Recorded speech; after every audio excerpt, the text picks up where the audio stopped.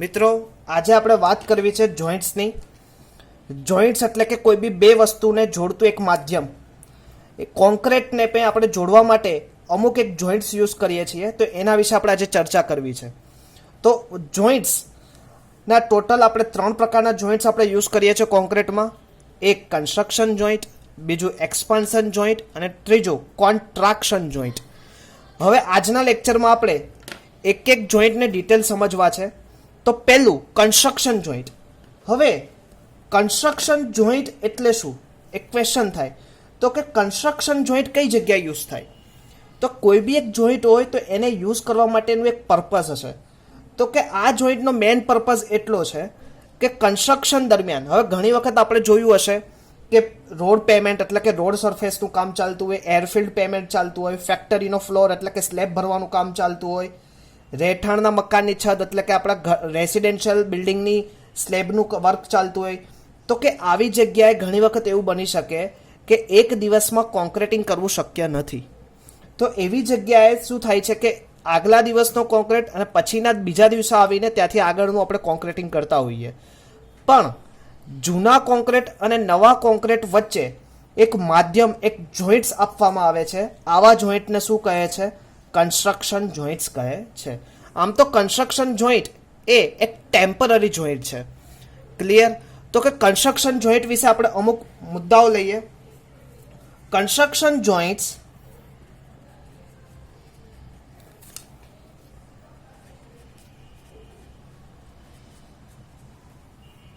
are occurs of section when two successive concreting operation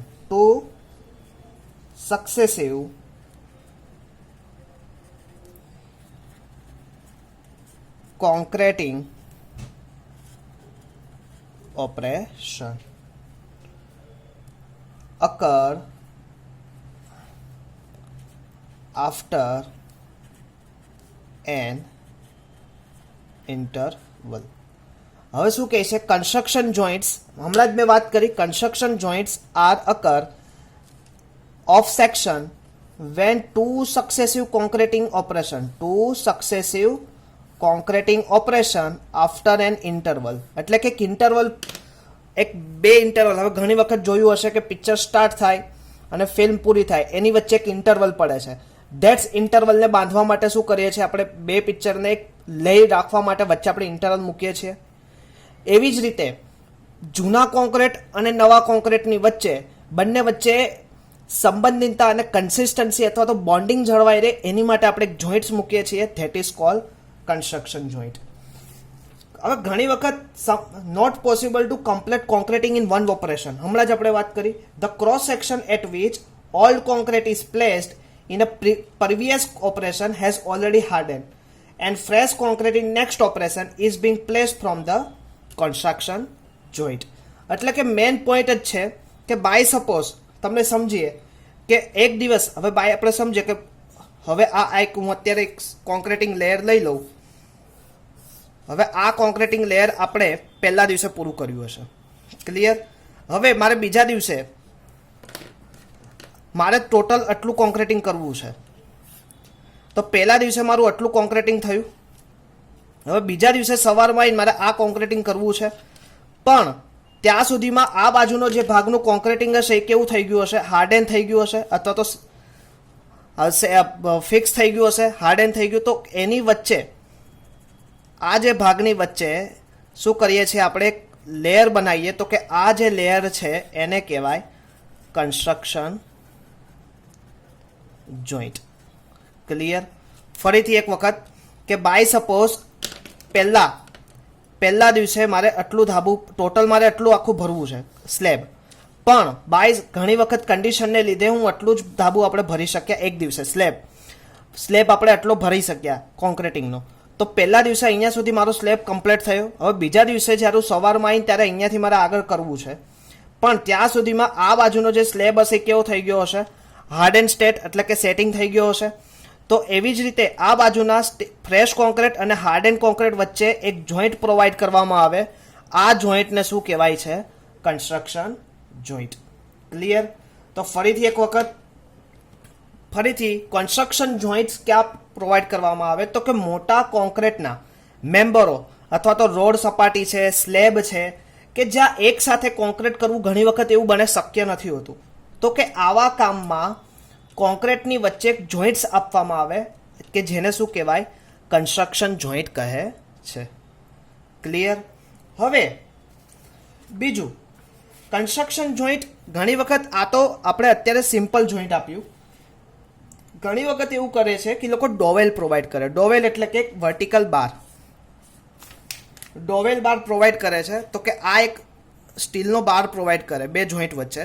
તો કે એ vertical બાર provide કરે એ બી, એમાં બી કન્સ્ટ્રક્શન જોઈન્ટ આવે. ક્લિયર? તો કે મેન પર્પઝ કન્સ્ટ્રક્શન જોઈન્ટનો શું છે? તો કે construction joint are occur section when two successive concreting operation occur after an interval. Clear? તો આ સાથે આપણે કન્સ્ટ્રક્શન જોઈન્ટ વિશે સમજીએ ડિટેલમાં. ક્લિયર? હવે આગળ આપણે સમજવું છે એક્સપાન્શન જોઈન્ટ. તો આપણે હવે નેક્સ્ટ સમજવું છે એક્સપાન્શન જોઈન્ટ. હવે એના નામમાં જ એક્સપાન્શન જોઈન્ટ, તમે નામ બોલો છો એમાં જ એનું ઘણું બધું આપણને ખબર પડી જાય. એક્સપાન્શન જોઈન્ટ્સ અગત્યનો એક જોઈન્ટ છે કે હવે ઘણી વખત આપણે રહીએ છીએ ઇન્ડિયન કન્ટ્રીમાં. હવે ઇન્ડિયન કન્ટ્રી એટલે તમને ખબર છે કે જ્યાં સમર સિઝનમાં ઘણી વખત ગરમી વધારે હોય છે અને ઘણી વખત ઠંડીની સિઝનમાં ઠંડી વધારે હોય છે. તો કે આવી રીતે એક લોંગ ટેમ્પરેચર ઇફેક્ટને લીધે કોન્ક્રીટમાં શું થાય છે? એક્સપાન્શન કોન્ટ્રાક્શનની કાર્યવાહી ઘણી થતી હોય છે. પણ મુખ્યત્વે આપણી ત્યાં ગરમીને લીધે કોન્ક્રીટનું એક્સપાન્શન થાય છે. નાના બિલ્ડિંગમાં વિસ્તરણ ખૂબ ઓછું હોય, કમ્પેરેટિવલી જે નાનું બિલ્ડિંગ હોય એમાં આવી રીતે એક્સપાન્શન ઘણું બધું ઓછું થતું હોય છે. પણ જે લાંબુ બિલ્ડિંગ છે કે જેમાં વિસ્તરણ 25 mm જેટલું હોય છે, એટલે કે 25 mm, આથી તે બિલ્ડિંગ, હવે કોઈ બી વસ્તુ તમને ક્લિયર કટ વાત કહું, અને ઘણી વખત એક્ઝામ પર્પઝથી પૂછાયેલું છે, જીપીએસસીમાં પણ પૂછાયેલું છે કે એક્સપાન્શન જોઈન્ટ્સ ક્યારે મૂકવામાં આવે છે? કે જ્યારે કોઈ બી બિલ્ડિંગની લેન્થ 45 મીટર કરતાં એની લંબાઈ વધારે થાય તો એવી દરેક જગ્યાએ તમે એક્સપાન્શન જોઈન્ટ મૂકી શકો છો. હવે તમને આજે હું એક ક્વેશ્ચન આપું છું, તમારે મને એવી 5 જગ્યા બતાવવાની છે કે જ્યાં એક્સપાન્શન જોઈન્ટ્સ પ્રોવાઈડ કરેલો હોય. હું એમાંનો તમને એક ઉદાહરણ મારી નજીકનું આપી દઉં કે મારી નજીક એક બ્રિજ છે કે બ્રિજના જેટલા સ્પાન આગળ, ઘણી વખત આપણે બ્રિજ ઉપર જતા હોઈએ છીએ ત્યારે તમને વચ્ચે સ્ટીલનું એક અવાજ આવતો હોય છે કે સ્ટીલનું એક, ઘણી વખત તમને એક સ્ટીલનું સેક્શન જોવા મળે છે. That is one types of expansion joint. Every 45 મીટરે તમને એક્સપાન્શન જોઈન્ટ જોવા મળે છે. એવી રીતે તમારે લોકોએ મને આજનું એક હોમવર્ક સમજો, નેટ ઉપર સર્ચિંગ કરીને સમજો કે ગમે તે રીતે તમારે મને એક્સપાન્શન જોઈન્ટ વિશે માહિતી આપવાની છે અને તમારે મને એક્સપાન્શન જોઈન્ટ સર આ જગ્યાએ પ્રોવાઈડ થયો એના મને ફોટોગ્રાફ્સ મોકલવાના છે. ક્લિયર? આજનું આ હોમવર્ક છે, કરી શકશો ને? મને વિશ્વાસ છે તમે લોકો જરૂર મને કરીને બતાડશો. ઠીક છે? તો કે એક્સપાન્શન જોઈન્ટ્સ એની વિશે આપણે થોડું સમજી લઈએ. Concrete expands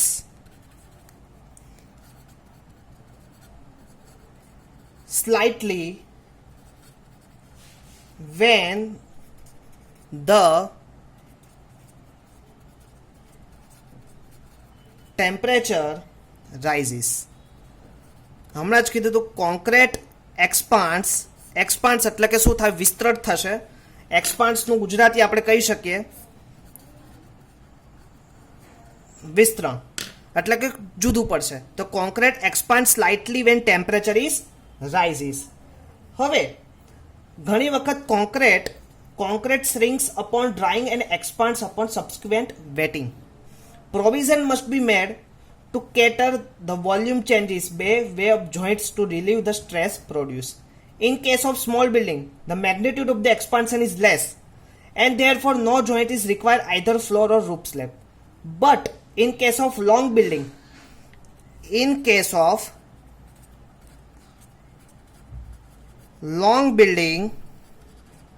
the expansion is more, and expansion more because the expansion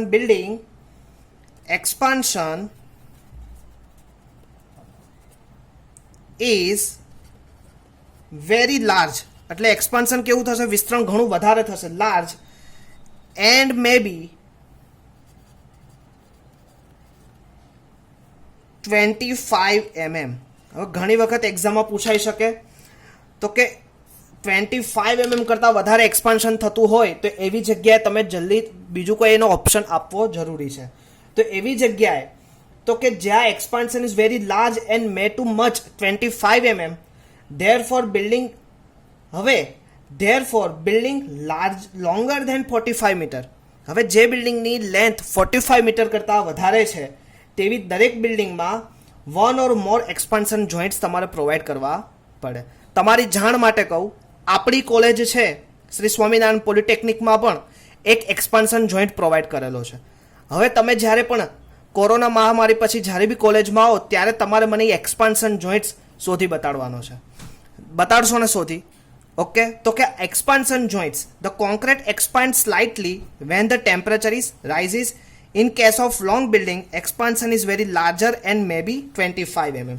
હવે એક મેન પોઈન્ટ લખવાનો છે એક્સપાન્શન જોઈન્ટ વિશે. The building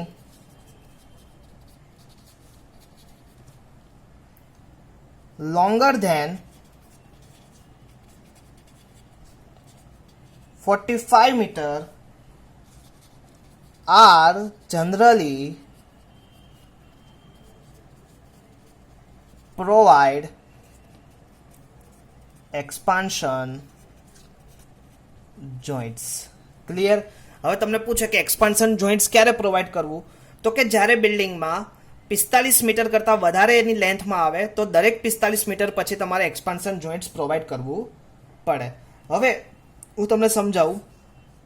બાય સપોઝ આ 45 મીટરનો એક પોર્શન છે. હવે એક 45 મીટરના પોર્શન પછી મેં વચ્ચે સ્પેસ આપી અને અહીંયાથી પછી બીજો મારો 45 આગળ કંઈક હશે મારું આગળનું કન્સ્ટ્રક્શન, તો એની વચ્ચે અહીંયા હું સીલર કરી દઈશ. That is called sealer. ઉપરથી તમને બંધ રાખશે પણ નીચેથી શું હશે, ખાલી હશે. એક ડોવેલ બાર પ્રોવાઈડ કરી દઈશ. ક્લિયર? અને બાકીનું સેમ ઇઝ ઇટ ઇઝ, એટલે કે એની વચ્ચે 20 mm, આ બે બાજુ વચ્ચે હું કેટલી 20 mm થિકનેસ આપીશ, 25 mm થિક સ્પેસ આપીશ. ક્લિયર? તો that is cold expansion joint. Clear? તો કે એક્સપાન્શન જોઈન્ટ, કન્સ્ટ્રક્શન જોઈન્ટ, એના વિશે આપણે ડિટેલ સમજ્યા. હવે આગળ આપણે સમજવું છે કોન્ટ્રાક્શન જોઈન્ટ. શબ્દ ખાસ, કોન્ટ્રાક્શન, ખૂબ જ કોન્ટ્રાક્શન જોઈન્ટ. હવે કોન્ટ્રાક્શન જોઈન્ટ, હવે ઘણી વખત તમે જોયું હશે કે કોન્ક્રીટનું શું થાય છે, contraction joint are more important in concrete. They provide for the construction of concrete caused by drying and shrinkage. Plastic concrete is more water than is needed. When concrete is hardened, water evaporates, causing shrinkage. હવે evaporation થશે એટલે શું થશે, સૂકું થઈ જશે, એની લીધે શ્રિંકેજ થવાના ચાન્સીસ થશે. Concrete also contracts on account of the fall in temperature. When shrinkage is restrained, stress are developed, which result in formation of crack. હવે આ જે ક્રેક પડી, the avoid this crack, construction joints are provided. તો કે question તમારી બુકમાં બની શકે અને ઘણી વખત મોસ્ટ ઇમ્પોર્ટન્ટ બની શકે તો કે કોન્ટ્રાક્શન જોઈન્ટ્સ ક્યારે પ્રોવાઈડ કરવામાં આવે છે, તો એની પ્રોસેસ આપણે લખીએ. તો કે construction of concrete caused by drying and shrinkage. હવે બે પોઈન્ટ ખાસ, ડ્રાઇંગ એન્ડ શ્રિંકેજ. હવે ડ્રાઇંગ ક્યારે થાય કે બાય સપોઝ ઘણી વખત કોન્ક્રીટિંગ બન્યું હોય, જ્યારે બન્યું હોય ત્યારે એની અંદર વોટર હોય, પણ ધીરે ધીરે શું થાય છે, ઇવાપોરેશન થાય છે. ઇવાપોરેશન થવાને લીધે પાણીનું પ્રમાણ શું થાય છે, ઘટતું જાય છે. તો કે water evaporate when concrete is harden, water evaporate causing in shrinkage. Concrete also contract, એટલે કે હવે શ્રિંકેજ થાય એટલે કે અંદર શું થાય, શ્રિંકેજ થઈ જાય, પાણી બધું જતું રહે એટલે કોન્ક્રીટ શું થશે, એકબીજાની નજીક આવે એટલે કે એકબીજા ઉપર કોન્ટ્રાક્શન થવાનો પ્રયત્ન કરશે, એટલે કે concrete also contracts on account of the fall in temperature. Clear? When shrinkage is restrained, હવે ઘણી વખત એવું થાય when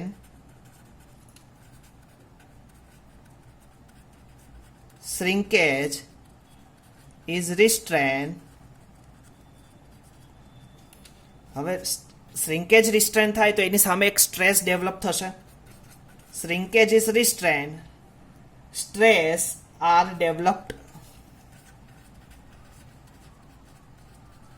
હવે સ્ટ્રેસ ડેવલપ થાય એના રિઝલ્ટથી શું થશે? ક્રેક પ્રોડ્યુસ થશે. તો કે સ્ટ્રેસ આર ડેવલપ, તો કે બીજી બાજુ સ્ટ્રેસ ડેવલપ થશે તો એના રિઝલ્ટ સ્વરૂપે શું થશે?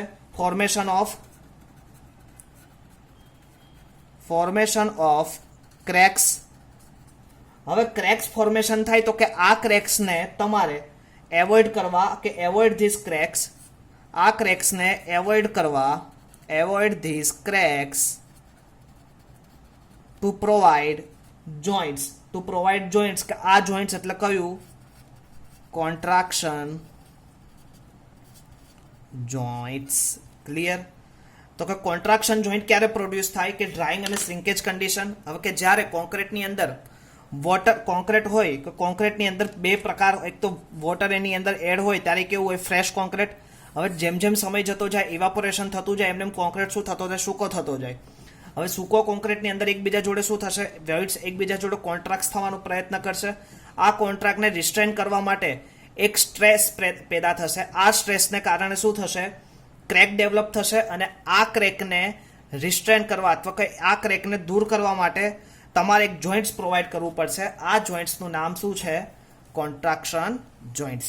ફરીથી, કોન્ક્રીટનું પ્લાસ્ટિક સંકોચન અને ડ્રાય સંકોચન થતાં તેનું કદમાં શું થશે? ઘટાડો થાય. પરંતુ આ સંકોચન જો અવરોધવામાં આવે તો સ્ટ્રેસ ઉત્પન્ન થાય, જેનાથી કોન્ક્રીટમાં શું થાય? ક્રેક ડેવલપ થાય. અને આ જે ક્રેક ડેવલપ થાય છે એને પ્રિકોશન સ્વરૂપે આપણે શું? એક જોઇન્ટ્સ પ્રોવાઈડ કરવાનું આવે. આ જોઇન્ટ્સને આપણે શું કહીએ છીએ? Contraction joints. ક્લિયર? ઘણી બધી એક્ઝામમાં મોસ્ટ આઈએમપી ક્વેશ્ચન તરીકે પૂછાયેલો છે ટાઈપ્સ ઓફ જોઇન્ટ્સ. તો આપણને ખબર પડે ટાઈપ્સ ઓફ જોઇન્ટ્સ કયા કયા છે? Construction joints, expansion joint and contraction joints. Clear મિત્રો? અને ઘણો બધો મોસ્ટ ઇમ્પોર્ટન્ટ ક્વેશ્ચન છે કે જેના દ્વારા તમે ઘણી બધી રીતે સમજી બી શકો છો અને ઘણી બધી એક્ઝામમાં આગળ તમને ઉપયોગમાં બી લઈ શકો છો. તો આ સાથે આપણે ચેપ્ટર નંબર, કે જે ફ્રેશ કોન્ક્રીટ યુનિટ્સ આપણે ચાલુ કર્યું હતું તે આ સાથે આપણે અહીંયા પૂર્ણ કરી રહ્યા છીએ. તો કે ફ્રેશ કોન્ક્રીટમાં આપણે ફરીથી એક વખત જોઈએ તો કયા કયા ટોપિક્સ વિશે આપણે ચર્ચા કરી. તો કે પહેલા તો આપણે શું સમજ્યા? ફ્રેશ કોન્ક્રીટ એટલે શું? ફ્રેશ કોન્ક્રીટ પછી એની જુદી જુદી ડેફિનેશનો વિશે ચર્ચા કરી. Definition and properties. ત્યારબાદ વર્કેબિલિટી વિશે વાત કરી આપણે. Factor affecting of workability.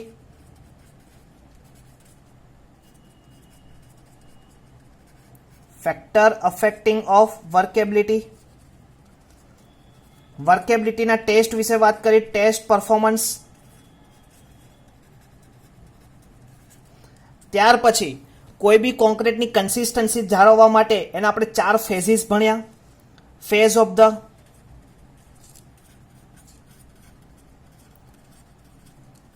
The workable concrete. તો કયા કયા ફેઝિસ? તો જોઈ લઈએ એક વખત ફરીથી. સૌથી પહેલા મિક્સિંગ. તો mixing mostly 2 types: hand mixing, machine mixing. ત્યાર પછી આપણે શું કર્યું? એનું ટ્રાન્સપોર્ટેશન કર્યું, ટ્રાન્સપોર્ટિંગ ઓફ કોન્ક્રીટ.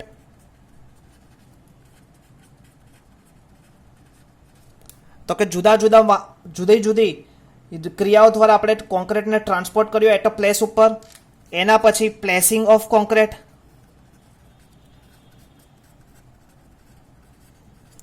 એના પછી કોમ્પેક્શન ઓફ કોન્ક્રીટ.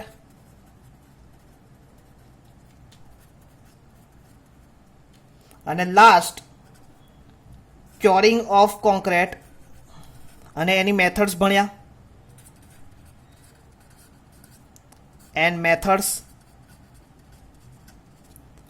ડફ આબ્રમ થિયરમ આપણે વાત કરી, એટલે કે relation of water cement ratio and workability and strength, એનો આપણે અભ્યાસ કર્યો. નેક્સ્ટ પછી આપણે શું જોયું? ક્યોરિંગ ઓફ કોન્ક્રીટ વિશે વાત કરી, ત્યારબાદ relationship water cement ratio workability strength વિશે વાત કરી, અને આજે આપણે ટાઈપ્સ ઓફ જોઈન્ટ્સ વિશે વાત કરી. તો આ સાથે ફ્રેશ કોન્ક્રીટ વિષયની જે અગત્યતા કે જે આપણા માઇન્ડમાં એક વિચાર હતો કે ફ્રેશ કોન્ક્રીટની કઈ પ્રોપર્ટીઝ હોય, ફ્રેશ કોન્ક્રીટ્સના કયા ગુણધર્મ હોય, તો એના વિશે આપણે સચોટ માહિતી લીધી. નેક્સ્ટ લેક્ચરમાં આપણે એડમિક્સચર એટલે કે સંમિશ્રિતો વિશે આપણે વાત કરવી છે.